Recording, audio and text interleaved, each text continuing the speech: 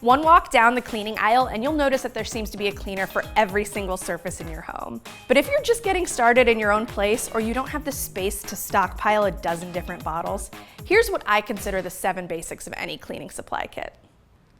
It's called All-Purpose Cleaner for a reason. If you're trying to keep your kit simple, you can use this all over your house, from the kitchen counters to the bathroom shower.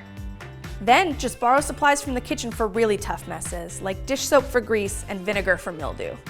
When you're ready to take your cleaning kit to the next level, I'd upgrade with a more powerful bathroom cleaner and specialty cleaners designed for your luxe surfaces like stone counters.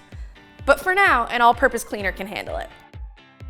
You can't count on cleaners to disinfect or on disinfectants to clean, so you need both. You don't need to disinfect all over, just in high-touch areas, like door and cabinet handles, or after someone's been sick. You could use your all-purpose cleaner on your windows, but it might leave streaks. Window cleaners are specifically designed to evaporate quickly and leave your glass and mirrors streak-free. Ditch the paper towels for a reusable cloth. Microfiber towels and sponge cloth are both great around the house. They do a great job of picking up dirt, so you'll need a few clean ones to rotate on your cleaning day.